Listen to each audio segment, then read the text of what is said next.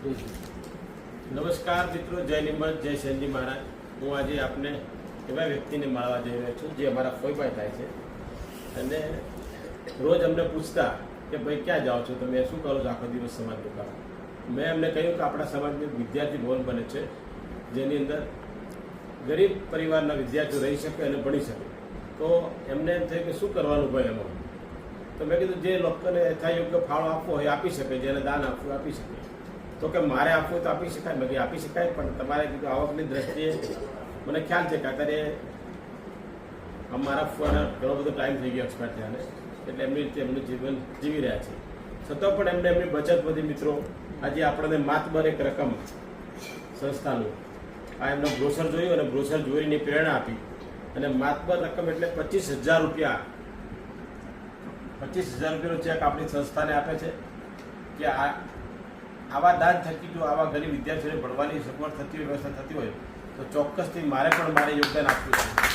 એમને આપણને 25,000નો ચેક આપી અને સમાજનું જે ભવિષ્ય બધું થઈ રહ્યું છે એમાં એમને યોગદાન આપ્યું છે. એમની જે બચત છે કલ્પના બહારની એ બચતમાંથી આપણને આ દાન આપ્યું છે અને આ દાન લાખો રૂપિયાથી પણ વધુ છે.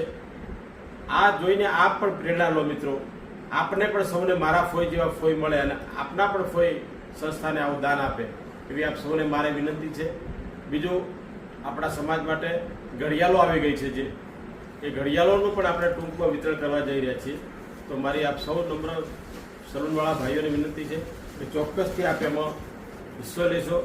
પોતાની સલૂનમાં આપને આ ઘડિયાળ રાખીશું જેથી કરીને આપ રોજ વધુ નહીં તો પણ આપને જે યોગ્ય લાગે 50, 100, 200 એ દાન આપી અને 100% આપ એમાં આપના ભાગીદાર બની શકાય. આવી એક આપણી ઘડિયાળ પણ બની રહી છે. એની અંદર QR કોડ પણ છે. આપણે જરા બતાવશો, એમાં QR કોડ પણ છે અને ખાતા નંબર પણ છે. તો ચોક્કસથી આપ આવી ઘડિયાળ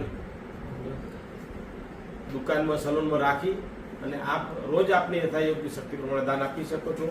આપ સૌને મારી નમ્ર વિનંતી છે, તમામ જ્ઞાતિ બંધુઓને, કે આપણાથી જે બને તે દાન સામાન્ય વ્યક્તિ 5100 રૂપિયાથી માંડી અને કરોડોનું દાન આપી શકે છે, જેથી કરી નાઈ સમાજનું ગૌરવ આપણું ભવન બની રહ્યું છે. એને બનાવવામાં આપણે સૌ મદદરૂપ બનીએ. અસ્તુ. જય નિમત. ભારત માતા કી જય.